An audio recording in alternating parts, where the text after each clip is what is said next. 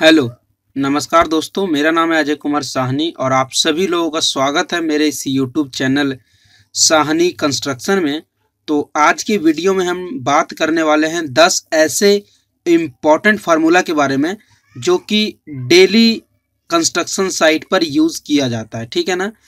किसी भी काम की कंस्ट्रक्शन काम ऐसा है जहाँ पर बिना कैलकुलेशन के, बिना फार्मूला का यूज़ किए हुए कोई भी एस्टिमेट बनाना हो या कोई बिलिंग करना हो या कुछ भी करना हो तो बिना आप इस फार्मूले का यूज़ किए आप इस चीज़ को नहीं कर सकते हैं।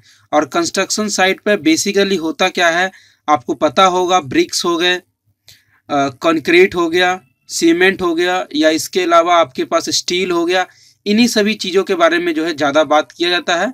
तो इन्हीं सभी जितने भी ये क्वांटिटी हैं इसको किस तरीके से कैलकुलेट कर सकते हैं। ठीक है ना। तो वही सारे 10 मेन फार्मूले को मैं यहाँ पे डिस्कस किया हूँ। यदि आप चाहते हैं तो मैं और भी बहुत सारे फार्मूला को मैं आपके सामने वीडियो बना के ले आऊँगा, बट आज ये 10 फार्मूला मैं पहले लाया हूँ। देखिए कैसा लगता है, और ये कैसा लगा वीडियो मुझे कमेंट करके ज़रूर बताइएगा। और यदि आप मेरे चैनल पर नए हैं तो नीचे दिए गए रेड बटन में क्लिक करके हमारे चैनल को सब्सक्राइब जरूर करें। तो चलिए वीडियो को स्टार्ट करते हैं। पहला फार्मूला है नंबर ऑफ ब्रिक्स को कैलकुलेट करना। देखिए नंबर ऑफ ब्रिक्स को कैलकुलेट करना वेरी सिंपल है। इसके रिलेटेड मैंने डिटेल वीडियो भी बनाया है, आप चाहें तो डिस्क्रिप्शन में लिंक प्रोवाइड है, उस पर क्लिक करके इसको डिटेल में आप जाकर देख सकते हैं। अब मैंने सिंपल शॉर्ट में फार्मूला बताया है। देखिए नंबर ऑफ ब्रिक्स का फार्मूला होता है वॉल्यूम ऑफ वॉल अपॉन में volume of one brick with motor. आपको विद मोटार लेना है, क्यों? क्योंकि जो भी वॉल्स बनती है वहाँ पे विद मोटार ही ब्रिक्स को लगाया जाता है। ठीक है। मान लीजिए मैंने एक सिंपल सा एक एग्जांपल लिया है कि कोई आपका ये दीवार है, उसका ये लेंथ हो गया, ये इसका विड्थ हो गया। विड्थ में जैसे कि 9 इंची की दीवार्स होते हैं, 4.5 इंची की दीवार होते हैं। ठीक है ना। ये इसका हाइट हो गया। तो सिंपली जो उसका लेंथ, विड्थ और हाइट तीनों को मल्टीप्लाई करेंगे तो वो आ जाएगा आपका वॉल्यूम ऑफ वॉल। और उसके बाद जैसे कि आप देखिए मैंने स्टैंडर्ड साइज एक मैंने ब्रिक्स लिया, क्योंकि देखिए वॉल्यूम ऑफ वॉल तो ऊपर आ जाएगा, उसके नीचे आपको लगाना है volume of one brick with motor. ठीक है ना। तो मेरे को यहाँ विद मोटार निकालना होगा। तो यहाँ पे देखिए एक मैंने जो ब्रिक का स्टैंडर्ड साइज ब्रिक होता है एक 190 इंटू 90 इंटू 90, ये विदाउट मोटार ये साइज है। ठीक है ना। विदाउट मोटार है इस ब्रिक का साइज। मैंने विद मोटार कैलकुलेट कर लिया है। 10-10 mm का यहाँ पे लेयर लगता है मोटार का, तो 200 इंटू 100 का हो गया। ठीक है ना। और हम सबको पता है 1 मीटर में कितना होता है, 1000 mm होता है। तो आप चाहें तो 200 का 1000 से डिवाइड करें 0.2 इंटू 0.1 इंटू 0.1, ये आपका मीटर में आ जाएगा वॉल्यूम एक ब्रिक्स का। और उसी तरीके से लेंथ, विड्थ और हाइट भी आप मीटर में लेके उसे ऊपर रख देंगे, इसे नीचे रख देंगे, तो वहां से आपका जो है नंबर ऑफ ब्रिक्स जो है कैलकुलेट हो जाएगा बड़े आसानी से। दूसरा फॉर्मूला क्या है फ्रेंड? Volume of frustum. देखिए आप फ्रस्टम कोन के बारे में जानते होंगे, इसके बारे में बहुत अच्छे से स्टडी भी किए होंगे। स्लम्ब टेस्ट के लिए भी जो इसका यूज किया जाता है फ्रस्टम ऑफ कोन का। देखिए जो भी कंक्रीट का जो स्लम्ब टेस्ट करने के लिए इस प्रैक्टिकली भी इस चीज को टेस्ट में किया जाता है और लेबोरेटरी में भी किया जाता है। देखिए वॉल्यूम ऑफ फ्रस्टम निकालने का फॉर्मूला क्या है? पाई एच अपॉन में 3 ब्रैकेट में R square, R capital R into small R into में स्मॉल आर का स्क्वायर। देखिए ये कोई कोन है, फ्रस्टम कोन है। ये इसका ऊपर वाला डायमीटर है, ये इसका लार्ज डायमीटर बॉटम डायमीटर, ये इसका अपर, ये इसका लोअर, और ये इसका हाइट है। तो आप याद रखिए जो जनरल फ्रस्टम ऑफ कोन का जो डायमीटर होता है, बॉटम होता है 200 mm का, और जो अपर वाला होता है वो होता है 100 mm का, और जो उसकी हाइट होती है वो 300 mm। आप सभी को 1000 से डिवाइड करके इसको आप मीटर में भी कन्वर्ट कर सकते हैं।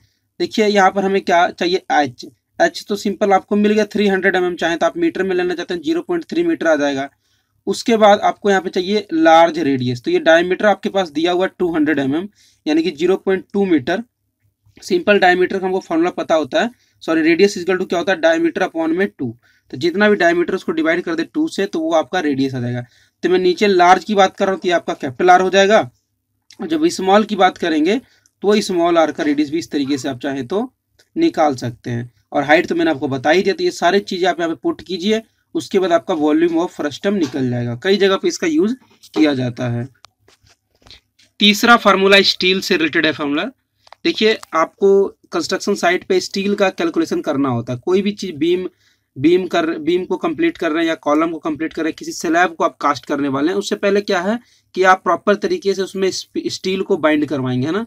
तो स्टील का क्वांटिटी भी कैलकुलेट करना आपको आना चाहिए। देखिए यूनिट वेट ऑफ स्टील यदि आप फाइंड आउट करना चाहते हैं इन केजी में, ठीक है ना, इन केजी में, और ये पर मीटर के हिसाब से, तो उसके लिए फॉर्मूला है डी स्क्वायर अपॉन में 160।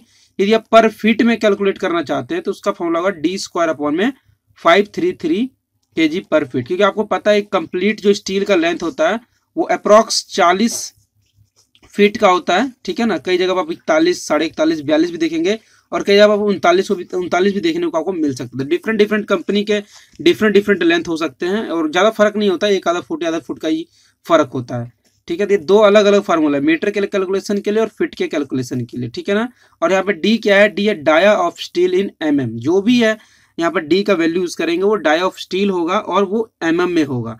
जैसे कि मैं आपको बताऊं, मैं एक पर मीटर में कैलकुलेशन करता हूँ, ये फॉर्मूला यूज करता हूँ डी स्क्वायर अपॉन में 160। देखिए 8 mm का मैं यहाँ पर कैलकुलेशन करना चाहता हूँ कि 1 मीटर में उसका जो है वेट कितना होगा। सिंपली 8 का स्क्वायर डिवाइड बाई 160, तो ये 64/162 हो गया ना। तो उसके बाद इसका आंसर है 0.39 kg पर मीटर, यानी कि 1 मीटर में 0.39 kg होगा 8 mm का सरिया। तो आपके पास जितना मीटर का भी आपके पास अवेलेबल है, चाहे 50 मीटर का लेंथ आपके पास कंस्ट्रक्शन साइट पे रिक्वायरमेंट है, तो उस तरीके से सिंपल आप इससे मल्टीप्लाई करके उसका वेट बड़े आसानी से निकाल सकते हैं।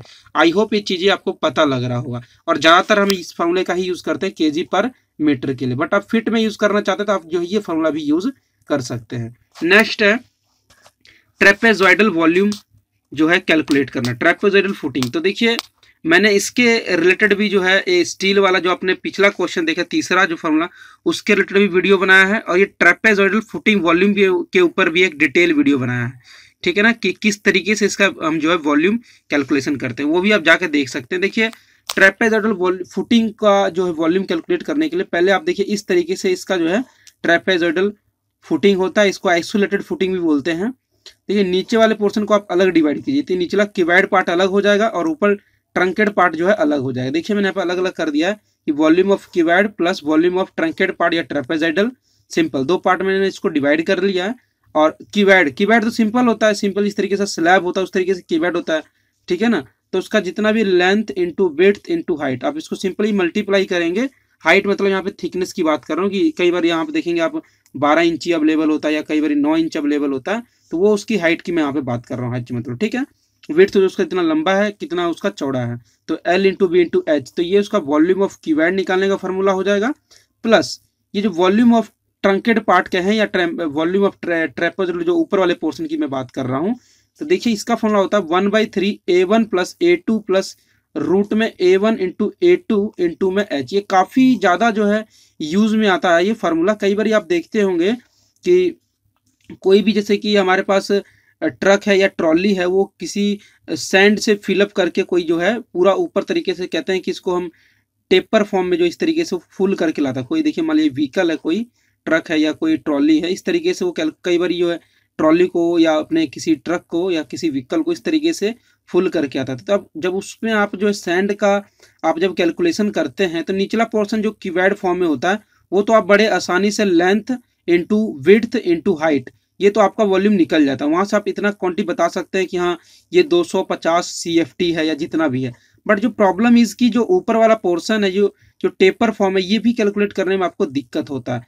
तो यहाँ पर आप यदि चाहें तो ये वॉल्यूम ऑफ ट्रंकेड पार्ट वाला ही फॉर्मूला अप्लाई करके ये क्वांटिटी आप जो सैंड का कैलकुलेट कर सकते हैं। इसके लिए भी मैंने वीडियो बनाया है, आप चाहें तो देख सकते हैं। तो देखिए यहाँ पे मैंने देखिए इस पोर्शन को टॉप व्यू यहाँ पे मैंने ले लिया ट्रंकेड पार्ट का।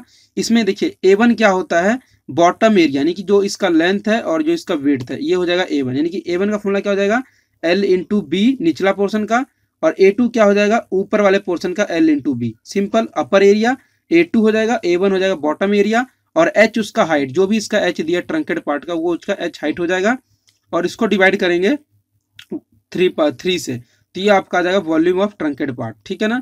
तो इन दोनों को जब आप जोड़ देंगे तो वो आपका निकल जाएगा वॉल्यूम ऑफ ट्रेपेजॉइडल फुटिंग, ठीक है ना, उसका वॉल्यूम निकल जाएगा। तो आई होप ये क्वेश्चन आपको समझ आ गया होगा। नेक्स्ट फार्मूला आपका वेट ऑफ स्टील प्लेट। कई बार आपको जो है स्टील प्लेट का वेट जो है कैलकुलेट करने के लिए आ जाता है। वैसे तो हम जनरली जो है क्या करते हैं, स्टील प्लेट का सिंपल जो हम वेट कर लेते हैं, वहां से हम वेट करके उसका जो है एंट्री कर देते हैं।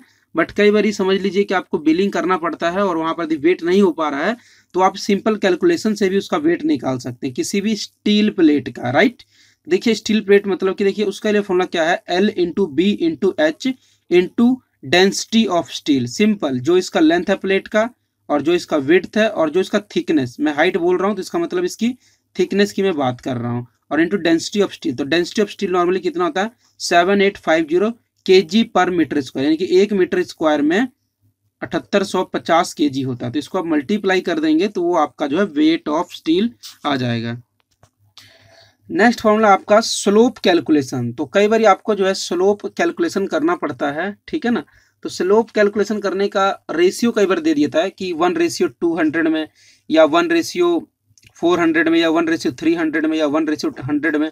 तो कई बार इस तरीके से आपको स्लोप कैलकुलेशन करना पड़ता है।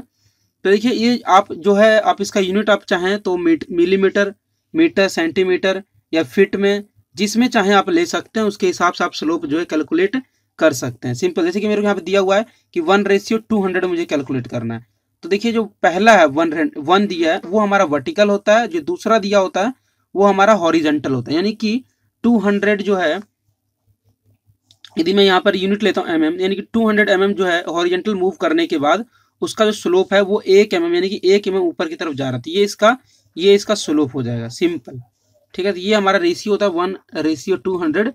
यदि मान लीजिए मुझे कैलकुलेट करना है किसी 1 मीटर लेंथ के लिए, मुझे स्लोप फाइंड आउट करना है और रेशियो यूज करना है यही 1:200। तो उसमें क्या करूंगा मैं, देखिए सिंपल, पहले मुझे हॉरिजेंटल मूव करना था। देखिए 200 mm, 200, 200, 200, 200, यानी कि 5 बार मैंने किया तो ये 1000 mm हो गया, जो कि 1 मीटर के बराबर होता है। 1 मीटर के लिए मुझे स्लोप निकालना, तो इस तरीके से आप देखिए 5 पार्ट में मैंने गया तो यहाँ पे 1000 हो गया, जो कि 1 मीटर के बराबर होता है।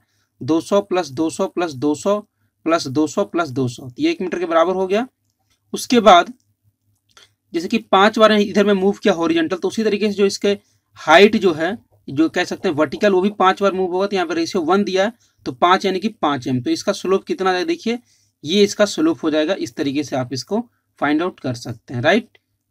तो इस तरीके से आप जो है स्लोप फाइंड आउट कर सकते हैं। नेक्स्ट फॉर्मूला है लेंथ ऑफ क्रैंक बार, ठीक है। लेंथ ऑफ क्रैंक बार, ये ज़्यादातर बीम्स हो गए या स्लैब में इसको जो है ज़्यादातर यूज किया जाता है क्रैंक्स बार को, ठीक है ना। तो लेंथ ऑफ क्रैंक बार को फाइंड आउट करने के लिए क्या फॉर्मूला है, लेंथ जितना भी उसका लेंथ है प्लस 0.4 0.42d, ठीक है ना, ये फार्मूला यूज करते हैं। अब देखिए इस तरीके से कोई मान लीजिए सपोर्टिंग है यहाँ पर कोई सी भी कॉलम या स्लैब से या बीम से, मान लीजिए कोई कॉलम है या बीम है, वो इसका सपोर्टिंग है। ये इसका जो है क्रैंक बार यहाँ पर देखिए जो कि 3 मीटर का मैं यहाँ पर लेंथ एज्यूम किया हूँ। किसके लिए कितना हम यहाँ पर लेंथ लेंगे स्टील का, ठीक है, इतना क्रैंक मूव कराने के लिए 3 मीटर के लिए। तो देखिए सिंपल है, 3 मीटर को मैंने यहाँ पे mm में कन्वर्ट कर लिया, 300 mm हो चुका है, सॉरी 3000 mm, ठीक है ना। और फार्मूला आपके पास क्या है, लेंथ। तो लेंथ तो चलिए ठीक है, यहाँ पर रख लिया आप 3000 mm, और 0.42 भी रख लिए। इनटू में अब डी क्या है यहाँ पर, डी का फॉर्मूला होता है, डी कैलकुलेट करने के लिए स्लैब का जो भी थिकनेस होता है, मान लीजिए स्लैब का थिकनेस आपके पास मान लीजिए 6 इंची दिया है, तो 6 इंची को मल्टीप्लाई करेंगे, यदि आप इसको mm में कन्वर्ट करना चाहते हैं तो 25.4, जो कि अप्रॉक्सीमेट 150 mm के बराबर हो रहा है। तो वो उसके हिसाब से होता है, ठीक है ना। तो मान लीजिए कई बार 5 इंची भी दिया था थिकनेस ऑफ स्लैब, तो यहाँ पे देखिए मैं 125 mm लेके चल रहा हूँ कि थिकनेस ऑफ स्लैब कितना है 25 mm, 125 mm है। उसमें से आपको माइनस करना होता है वो बॉटम और अपर का क्लियर कवर आपका डिपेंड करता है 25 mm 20 mm, ठीक है ना। स्लैब का 20 से 25 mm के बीच में, ज़्यादा 25 mm ही यूज करते हैं। तो दो बॉटम और अपर दोनों का माइनस करना है तो सिंपली 50 mm हो जाएगा। तो 125 mm जो थिकनेस ऑफ स्लैब था उसमें 50 mm माइनस करेंगे क्लियर कवर, तो ये आपका आ जाएगा 75 mm। तो यही 75 mm होता है यहाँ पर डी की वैल्यू। सिंपल, आप देखिए यहाँ 75 mm भर देंगे तो इसको आप कैलकुलेट करेंगे तो ये हो जाएगा आपका 3031 mm।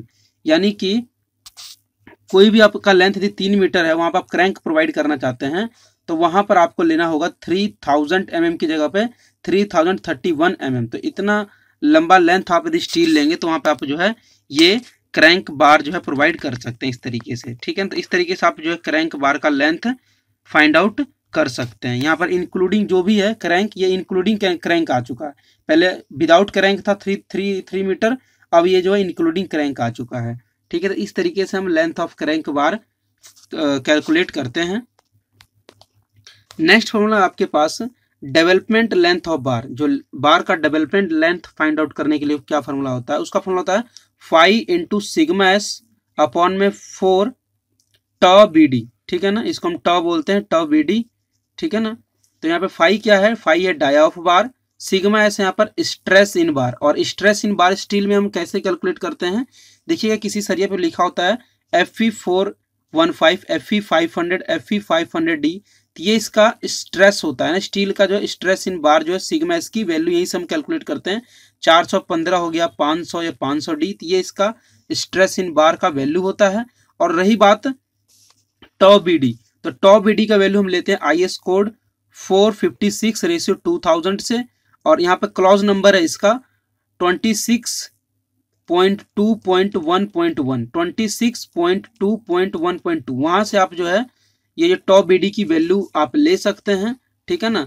और ये जो टॉ बी डी की वैल्यू होती है टाइप्स ऑफ स्टील पे डिपेंड्स करती है, अलग अलग स्टील के लिए जो है अलग अलग होती है, डिफॉर्म बार के लिए अलग होती है, प्लेन बार के लिए अलग होती है। तो वहां से आप जो है क्लॉज नंबर 26.211 से जो है जाके वहां से आप ले सकते हैं टॉ बी डी का जो भी है वैल्यू। तो आपके पास जैसा बार है उसके हिसाब से आप वहां से वैल्यू सिलेक्ट कर सकते हैं। आपको मेन फॉर्मूला याद रखना क्या होता है, 5 सिग्मा एस अपॉन में 4 टॉ बी डी, ठीक है ना। नेक्स्ट है area of irregular shaped land. कई बार देखिए लैंड कई बार सिंपल रेक्टेंगल में होता है या स्क्वायर में होता है, तो वहां पर एरिया कैलकुलेट करना आसान होता है। स्क्वायर का फॉर्मूला होता है ए स्क्वायर, है ना, किसी भी स्क्वायर फॉर्म का यदि कोई मान लीजिए हमको एरिया निकालना है तो सिंपली दोनों साइड का यदि हम स्क्वायर कर देते तो वो उसका एरिया होता है। यदि रेक्टेंगल में है तो सिंपल L इंटू बी कर देते तो उसका एरिया आ जाता है। और भी बहुत सारे शेप है जिसका आपको एरिया निकालना वेरी सिंपल होता है, ठीक है ना। बट यहाँ पर क्या है कि यदि इरेगुलर शेप आ जाए, यानी कि कोई उसका वो सिमेट्रिक फॉर्म ना बनता हो, तो वहां पर आप किस तरीके से उसका एरिया निकालते हैं, उसके लिए हम यूज करते हैं हेरोन्स फार्मूला। आप 10th क्लास में फॉर्मूला पढ़े होंगे, ये हेरोन्स फार्मूला, जो क्या होता है S ब्रैकेट में S minus A S minus B S minus C, ऊपर में होल का रूट, ठीक है ना। मान लीजिए कोई मेरा इरेगुलर शेप है, आपको यहाँ पे काम क्या करना था, इसको प्रॉपर तरीके से ट्रायंगल्स में इसको डिवाइड करना था। सिंपल इसको ट्रायंगल्स में आप डिवाइड कीजिए, ट्रायंगल्स को काउंट कर लीजिए और एक एक ट्रायंगल का आप जो है एरिया निकाल लीजिए और उसको आप जोड़ देंगे तो ये आपका इरेगुलर शेप का लैंड का एरिया निकल कर आ जाएगा। तो यही एक ऑप्शन है इस इरेगुलर शेप का लैंड का एरिया निकालने के लिए। तो यहाँ पर देखिए एस क्या होता है, सेमी पेरीमीटर होता है। एस की वैल्यू हम कैसे निकालते हैं, मान लीजिए कोई एक ट्रायंगल है, उसका साइड ए है, बी है, सी है, तीनों साइड की वैल्यू गिवन है, तो तीनों साइड का वैल्यू आप ऊपर रखिए, डिवाइड बाई 2 कीजिए, तो वो आपका सेमी पेरीमीटर का जो वैल्यू आ जाएगा। और पेरीमीटर आप बात समझ ही रहे हो, पेरीमीटर मतलब कि उसका कंप्लीट आउटर एरिया जो भी है उस तरीके से, ठीक है ना। और दूसरी बात यहाँ पर यह है कि यहाँ पर एबीसी क्या, एबीसी है साइड ऑफ ट्रायंगल, राइट। अब लास्ट फार्मूले की हम बात कर लेते हैं। लास्ट आपका फार्मूला है वेट ऑफ आरसीसी मेंबर। किसी भी आरसीसी मेंबर का कॉलम हो, बीम हो, स्लैब हो, उसका आपको यदि वेट निकालना है कि कितना उसका वेट हो सकता है, उसके लिए क्या फार्मूला है, L into b into h into में यूनिट वेट ऑफ आरसीसी। तो यूनिट वेट ऑफ आरसीसी कितना है, 2500 kg पर मीटर क्यूब। क्या एक मीटर क्यूब में कितना वेट होता है, 2500 kg, ठीक है ना, आरसीसी मेंबर का। तो मान लीजिए कोई आपके पास बीम है, मान लीजिए कोई आपके पास ये बीम है, उसका आपको सिंपली यदि मान लीजिए कि उसका आपको वेट निकालना है, मान लीजिए लेंथ आपके पास है 5 मीटर, वेट उसके पास है, मान लीजिए कि उसका वेट है मान लीजिए 1.5 फुट ज़्यादातर होता है, तो उसको 1.5 फुट को आप चाहें तो मीटर में कन्वर्ट कर लीजिए, ठीक है। 0 पॉइंट जितना ही मानना मान सकते हैं, यहाँ पर कोई दिक्कत नहीं है, आप अपने हिसाब से जो भी आपके पास साइट पर जो अवेलेबल है। और उसका जो हाइट आप चाहें तो आप जितना भी 1.5 फीट मानना चाहते हैं, 1.5 फुट या 2 फीट जो भी आप चाहते हैं, ये जो मान लीजिए बीम है उसका आप सिंपल वॉल्यूम निकालिए LBH करके, ठीक है ना। लेंथ आप रखिएगा मीटर में, यदि आपके पास फुट में गिवन है किसी भी बीम का लेंथ, तो आप उसको क्या करिए पहले मीटर में। मान लीजिए कि मैं एक सिंपल कैलकुलेशन बताता हूँ आपको। मान लीजिए मैं अपनी साइड की बात करता हूँ, मेरा बीम का साइज 15 फुट लंबा है और 1.5 फुट जो चौड़ा है और 1.5 फुट ही उसका क्या है, हाइट है। तो आप इसको सिंपली मान लीजिए आपका वॉल्यूम आ गया CFT में, इसको LBH सिंपली 15 × 1.5 करेंगे तो ये कुछ भी आ गया, मान लीजिए ये CFT में आपके पास आ गया, ठीक।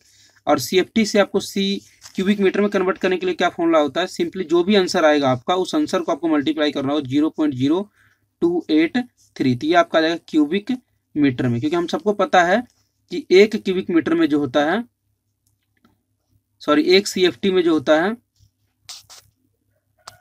जो भी आपके वॉल्यूम आया है, मान लीजिए कि आपका जो भी CFT आया चाहे 50 चाहे जो भी है, उसको आप सिंपली 0.0283 से मल्टीप्लाई कर देंगे तो वो आपका क्यूबिक मीटर में आपका आंसर आ जाएगा। जो भी आपका क्यूबिक मीटर में आंसर आएगा उसको आप सिंपली 2500 से मल्टीप्लाई कर दीजिए, वो आपका आंसर आ जाएगा unit weight of RCC member. तो आज की वीडियो में फ्रेंड्स इतना ही था और मुझे उम्मीद है वीडियो आपको पसंद आया होगा। यदि वीडियो पसंद आए तो प्लीज़ लाइक कीजिए और अपना रिव्यू जरूर दीजिए, कैसा लगा वीडियो, क्या कमी है इस वीडियो में, क्या इंप्रूवमेंट हो सकता है, और जो भी आपका राय है, सजेशन है, कमेंट कीजिए, ठीक है ना, ताकि मैं आने वाले वीडियो में उसको इंप्लीमेंट कर सकूं और भी इफेक्टिव वीडियो आपके लिए मैं ला सकूं। तो ये वीडियो देखने के लिए आप सभी लोगों का अगेन फिर से धन्यवाद। Thank you for watching. मिलते हैं नेक्स्ट वीडियो में।